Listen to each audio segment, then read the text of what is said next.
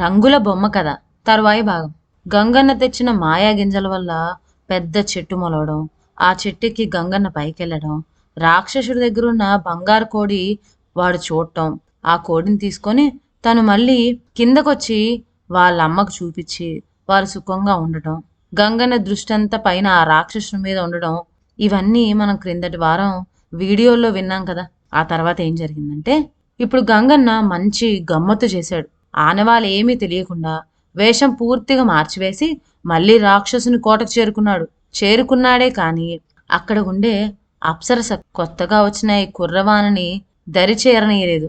అబ్బాయి చూడగా నమ్మరాని కాలంగా కనిపిస్తుందే, మొన్ననే నీ వంటి కుర్రవాడికే పోనీ అని కనికరించి జాగా ఇస్తే మా యజమాన్ని ఏమార్చి బంగారు కోడిని కాజేసిపోయాడు అని ఇంకా ఏమో అనేటంతలోనే మళ్ళీ రంకెలు వేసుకుంటూ రాక్షసరాజు ప్రవేశించాడు. జాలిగుండెగల అప్సరస ఈ కుర్రవాన్ని దయతల్చి రహస్య స్థలంలో దాచివేసింది.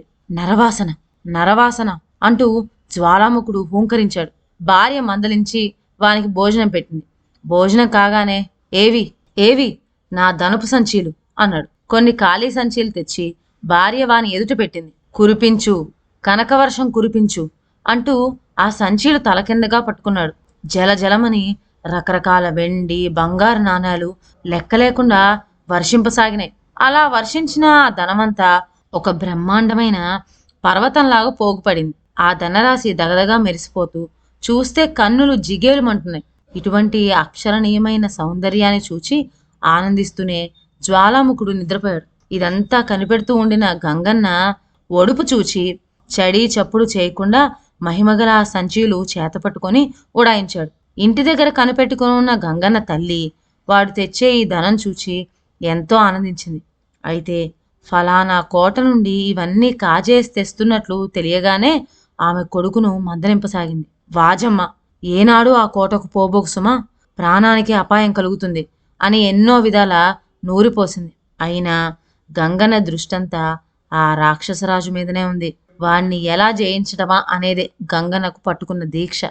గంగన్న మూడోసారి మళ్ళీ బయలుదేరి మారువేషంతో రాక్షసుని కోటకు పోయాడు. అక్కడ ఉండే అప్సరసను మంచి చేసుకొని లోన ప్రవేశించాడు. యథాప్రకారం జ్వాలాముఖుడు వచ్చి నరవాసన నరవాసన అంటూ హోంకరించాడు. భార్య మందలించగా భోజనం చేసుకొని మాయా వీణ చేత గానం చేయించాడు. అది చేసే అద్భుత గానానికి రాక్షసుడికి నిద్ర పట్టేసింది. గంగన్న మళ్ళీ ఒడుపు చూచి ఈసారి ఆ వీణ తీసి చంకన పెట్టాడు. అయితే అది మహిమగల వీణ. పాడటమే కాదు, మాట్లాడుతుంది కూడా.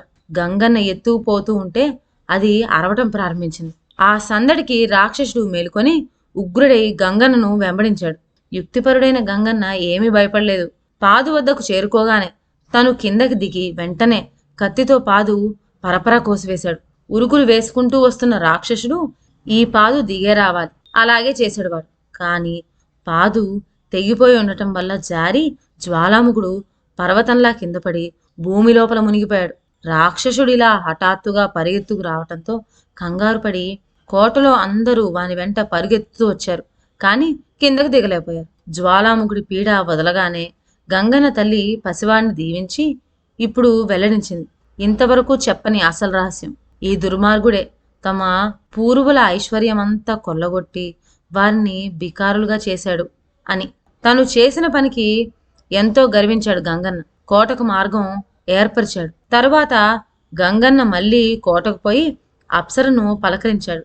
ఆమె వాణ్ణి అనేక విధాలా మెచ్చుకుంటూ తను ఒక రాజకుమారునని ఈ రాక్షసుడు బంధించాడని చెప్పింది. ఆమె పేరు సౌగంధి. ఆమె కోరి గంగన్నను పెళ్లాడింది. గంగన్న కోట వశపరుచుకున్నాడు. తరువాత రాక్షసుడి భార్య లొంగిపోయింది. గంగన్నకు సేవకురాలైంది. బంగారు కోడి, ధనం సంచులు, మాయావీణ, వీటితో గంగన్న సౌగంధి గంగన్న తల్లి ఎప్పటి వైభవం అనుభవిస్తూ సుఖంగా ఉంటూ ఉన్నారు. ఇదండి మన రంగుల బొమ్మ కథలు. మళ్ళీ ఒక మంచి కథతో నెక్స్ట్ వీడియోలో కలుద్దాం. అంతవరకు సెలవు. నా ఛానల్లోని కథలు మీకు నచ్చినట్లయితే నా ఛానల్ను లైక్ చేసి సబ్స్క్రైబ్ చేయండి. షేర్ చేయటం మర్చిపోవద్దు. కొత్త కథల నోటిఫికేషన్ కోసం బెల్ ఐకాన్ ప్రెస్ చేయండి. Thank you.